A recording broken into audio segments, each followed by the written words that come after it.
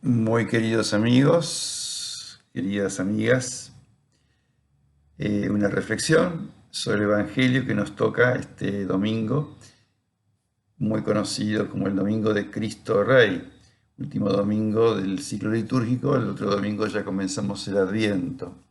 He querido ponerle a esta reflexión como título Jesús el Nazareno, Rey de los Judíos. Porque sobre la cruz de Jesús se fijó un cartel que decía esto, ¿no? En varios idiomas: Jesús el Nazareno, Rey de los Judíos, que disgustó mucho a los jefes de los judíos. Pilato lo había escrito con sorna, yo diría con tremenda ironía y casi como un castigo, ¿no? Pero un castigo no tanto a Jesús, sino a los jefes religiosos que se indignaron cuando vieron el cartel. Recuerden que cuando Pilato salió al balcón con Barrabás, también presentó a Jesús como rey de los judíos. Y los soldados que lo torturaban, mientras le hacían todo lo que le hicieron, ¿no? Lo vistieron como un mamarracho de rey, digamos, ¿no? Con un manto, una caña como báculo, con la corona de espinas, y lo saludaban como rey de los judíos. Lo curioso es que los judíos no condenaron a Jesús por hacerse pasar por rey, por motivo político, ¿no? Sino como falso Mesías, como hereje. Lo llevaron a Pilato para que lo condene, haciéndolo pasar por un revolucionario político.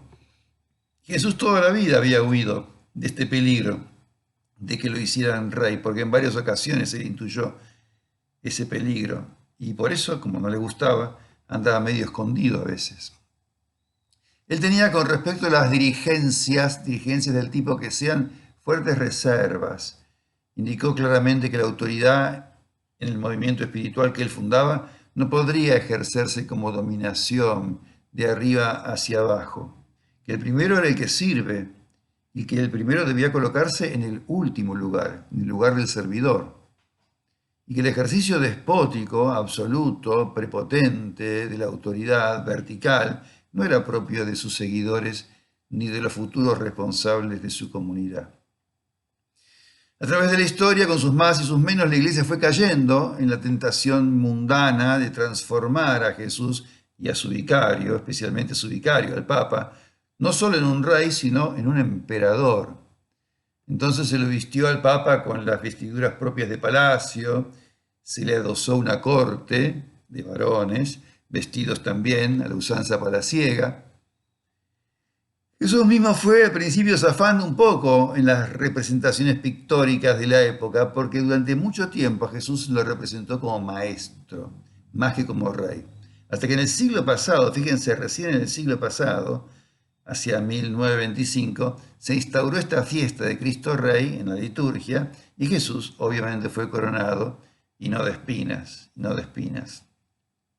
También en el arte bizantino y románico hay que decir que encontramos hermosos iconos de Cristo como Pantocrátor, como Todopoderoso, imágenes que no están directamente emparentadas con la realeza, pero que apuntan directamente al poderío de Cristo, a su autoridad absoluta.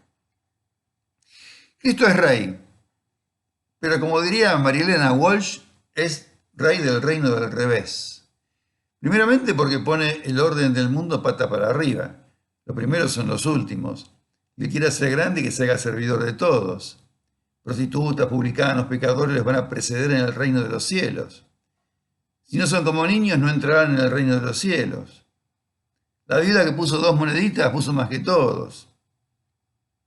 Bueno, y también cuánta insistencia en la importancia de lo pequeño, ¿no? De la humildad, de la sencillez. Cuánta crítica al aparentar, a las largas vestiduras, a los largos rezos, ¿no?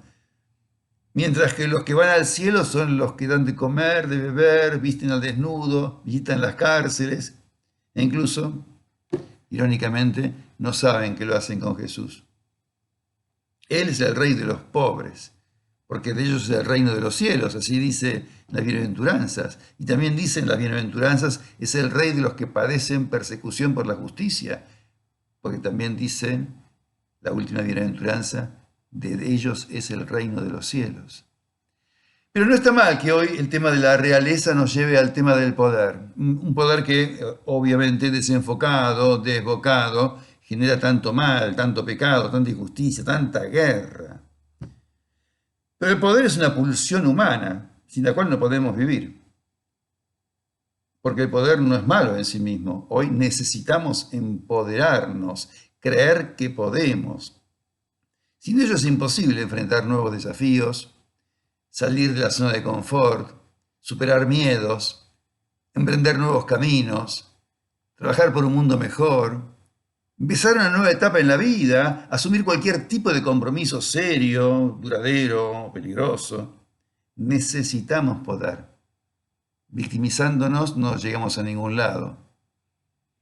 Pero más aún, fíjense, claro que esto no se dice porque es mejor que los cristianos de a pie seamos ovejas, borregos. Nosotros somos reyes, nosotros somos reyes. De verdad somos reyes por el bautismo, todos y todas. Somos sacerdotes, profetas y reyes. Y qué mal se ha dividido esta dimensión en una iglesia, claro, jerárquica, monárquica, vertical. Lo mismo podríamos decir del sacerdocio común de los fieles, ¿no? Que finalmente es el más importante y en función del cual está el sacerdocio ministerial.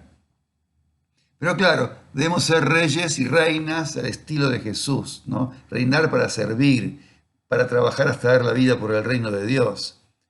Reinar en primer lugar sobre nuestras pasiones, sobre nuestras violencias, sobre nuestro orgullo y vanidad, nuestro egocentrismo, sobre nuestro afán de prestigio y fama, sobre nuestra mente e imaginación desbocada que tantas veces nos juega malas pasadas. Reinar, hacernos dueños de nuestra vida, viviendo de modo alternativo, sin correr, sin dejarnos manipular por nadie. Reinar sobre nuestro afán de poseer, evitando la carrera consumista, ¿no? Y siendo críticos y liberándonos de tantas necesidades artificiales que nos crean. La gran pregunta es, ¿quién finalmente reina en mi vida?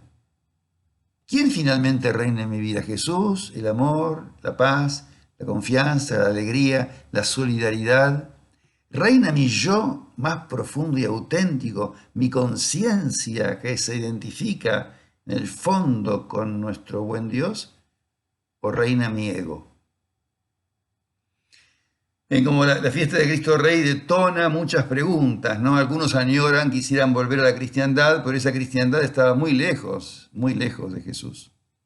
Necesitamos recuperar, resignificar esta fiesta para que no la abandonemos livianamente, ni menos aún pretendamos restaurar situaciones e imágenes de Cristo que no se deben restaurar. Porque no podemos olvidar nunca la cuestión de la centralidad del reino. ¿Ven? El mensaje de Jesús, el tema del reino es central. El reinado de Dios en el Evangelio, ¿no? Y tenemos que buscar ese reinado de Dios, de amor, de justicia, de paz. Porque es el que puede dar una nueva alternativa de vida a la humanidad en estos tiempos tan complejos. No olvidemos nunca dos cosas, ¿no? Que primero debe reinar Cristo en nosotros. Y ese reinado nos llevará a una obediencia amorosa, a la voluntad del Padre y a trabajar y gastar nuestras pobres fuerzas para que este mundo sea más humano, más fraterno, más justo, más solidario, diríamos, más vivible, ¿no? Más cercano al sueño de Dios cuando nos creó. Queridos hermanos y hermanas, que tengan ustedes una muy buena semana.